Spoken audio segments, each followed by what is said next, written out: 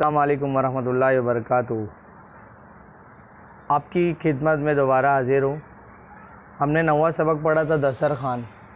दस्तरख़ान में हमने दस्तरख़ान के आदाब, फ़ज़ाइल, उसकी नेकियाँ और किस तरह से दस्तरख़ान को बताया गया है, कैसे वो हमारी ज़िंदगी से जुड़ा हुआ है और दस्तरख़ान पे बैठना कैसे, और बुफ़े सिस्टम का जो खाना है, खड़े होके खाना, चलते फिरते खाना, उन सारी चीज़ों के बारे में बताया गया था। अभी हम लोग 9वें सबक के बाद 10वां सबक बोर्ड ने ख़त्म कर दिया है। हम 10वां सबक नहीं पढ़ेंगे बल्कि 11वां सबक है जो खतूत है ना, हम खतूत को पढ़ना शुरू करेंगे। इसमें खतूत ख़त की जमा है। ख़त यानी जिसको हम लेटर कहते हैं। एक ख़त लेटर है ना, और एक से ज़्यादा हो गए तो वो क्या हो गया, खतूत हो गए।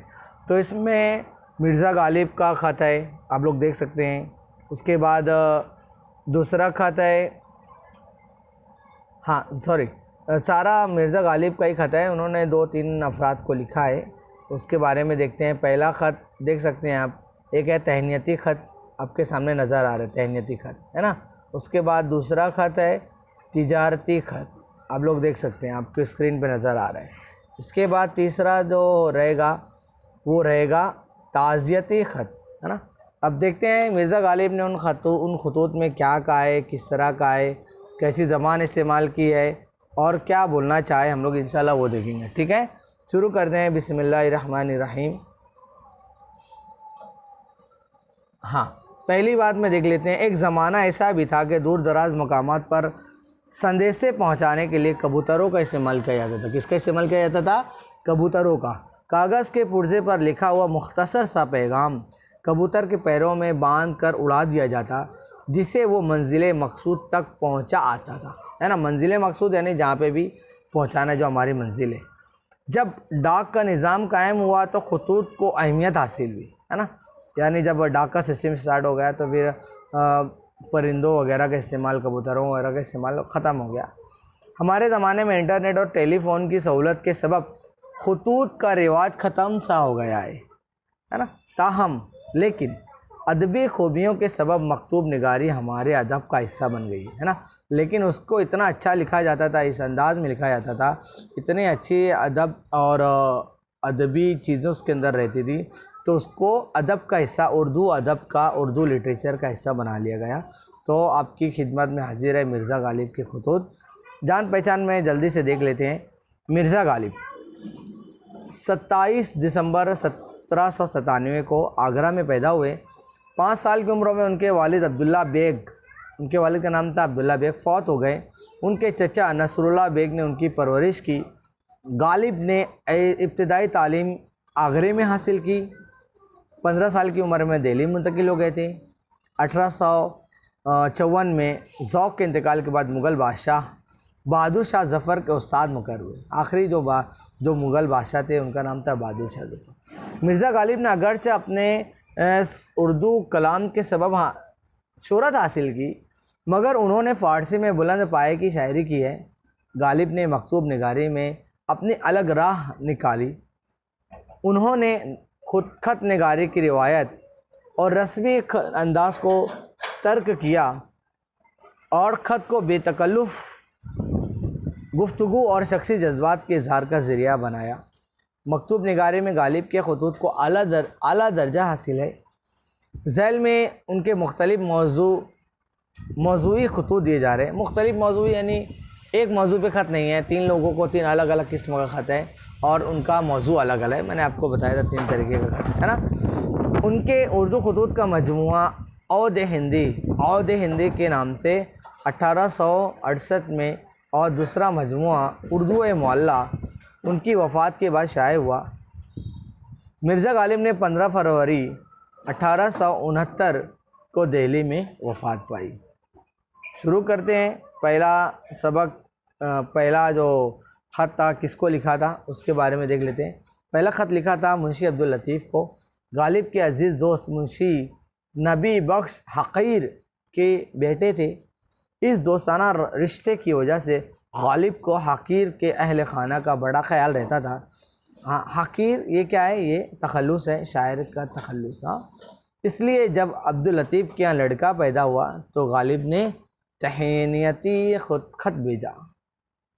उसके बाद दूसरा खत था मुंशी शिव नारायण आराम। आराम क्या है? ये तखल्लुस है ना, जिसको हम लोग पैट नेम कहते हैं, निक नेम पैट नेम होता है, शायर लोग लगाते हैं अपने नाम के आगे। तो गालिब ये खुद अपने आप में एक पैट नेम है, एक क्या है, तखल्लुस है। गालिब के दोस्तों में से थे मिर्ज़ा हरगोपाल तुफ्ता और आराम ने गालिब के खतूत मरतब करने के लिए उनसे इजाज़त चाही थी, मगर उन्हें सख्ती से मना कर दिया गया।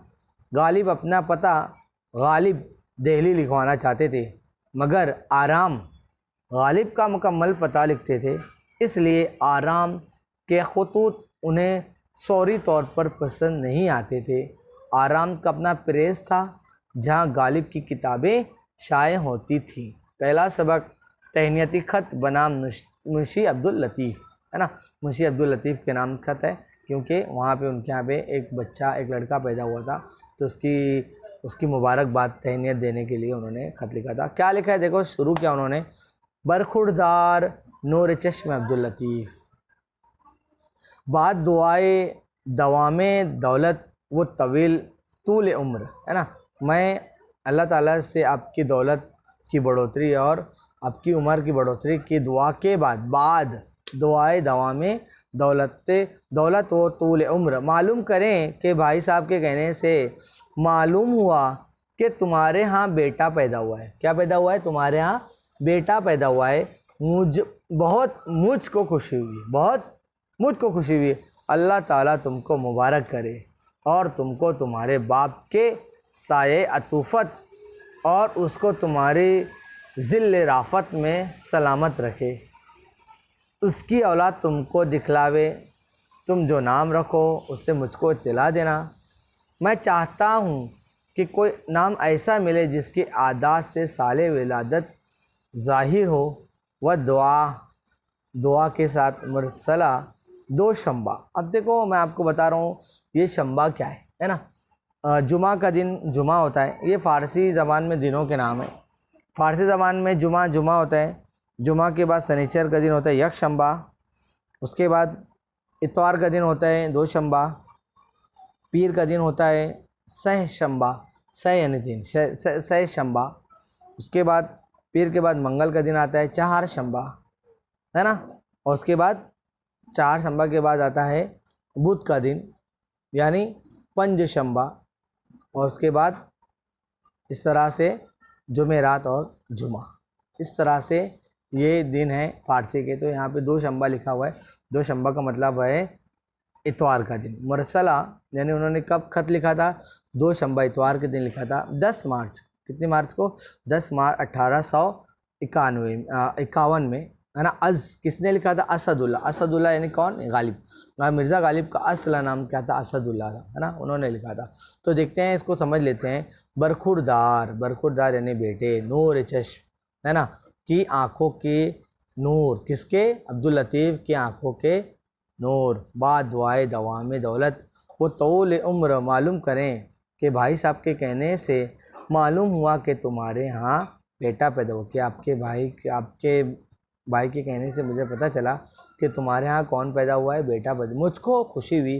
अल्लाह ताला तुमको मुबारक करे, तुमको तुम्हारे बाप के साये अतूफ़त। साये अतूफ़त का मतलब क्या होता है? हाँ, साया तुफ़त का मतलब होता है क्या? मोहब्बत के साए में रखना, शफ़क़त के साए में रखना। तुम्हारे बाप की मोहब्बत के साए में तुम्हें रखे और उसको तुम्हारे ज़िल्ल राफ़त का मतलब क्या होता है? ज़िल्ल राफ़त का मतलब मैं आपको बता रहा हूँ। ज़िल्ल राफ़त का मतलब, हाँ, ज़िल्ल राफ़त का मतलब होता है मेहरबानी, है ना। तुम्हारे बाप की मेहरबानी में रखे, उसे सलामत रखे, उसकी औलाद तुमको दिखलावे, है ना। यानी जो बच्चा पैदा हुआ है, तुम इतनी उम्र तुम्हारी रहे कि ये जो बच्चा तुम्हारा पैदा हुआ है उसकी औलाद तुम देखो, तुम जो नाम रखो उससे मुझको इत्तला देना। यानी तुमने जो बच्चा तुम्हारे यहाँ पर हुआ है उसका नाम क्या तुम रखोगे, मुझे उसकी इत्तला देना, यानी बता देना। मैं चाहता हूँ कि कोई नाम ऐसा मिले, है ना, मैं चाहता हूँ कोई नाम ऐसा मिले जिसके आदाद से साले विलादत ज़ाहिर हो, है ना। कि नाम पहले ज़माने में ऐसा रखते थे तो लोगों की तारीख़ पैदाइश क्या है, इस तरह से कुछ तो भी एक हिसाब किताब था उन लोग के पास। कि जिस किसी का नाम अगर मालूम पड़ता था तो पुराने हिसाब किताब से जोड़ लेते थे किसकी पैदाइश की साल विलादत, यानी इस साल में पैदा हुआ था। विलादत यानी पैदा होना, है ना। ज़ाहिर हो व दुआ, ये क्या हो गया, ख़त्म हो गया। मैंने आपको बताया मरसला जब उन्होंने लिखा था, तारीख लिखी थी 2 शंबा 10 मार्च 1851 में। और उसके बाद क्या है, उन्होंने किसने ख़त लिखा है, आखिर में उन्होंने लिख दिया है अज़ असदुल्लाह। आगे देखते हैं हम लोग। उसके बाद दूसरा ख़त है तिजारती ख़त। कौन सा ख़त है, ये तिजारती ख़त है। तिजारती ख़त के बारे में हम आगे के नेक्स्ट वीडियो में आपको बताऊंगा कि तिजारती ख़त बनाम मुंशी शिव नारायण लिखा है। तो आप इसको पढ़िएगा, इसको जितना मैंने लिखा है लिखने के लिए आपको होमवर्क दिया है, आप अपनी कॉपी में बार बार देखिए, समझिए और उसके जवाबात को लिखते जाइए। इंशाल्लाह उसके बाद फिर मैं आपसे मुलाकात करूँगा।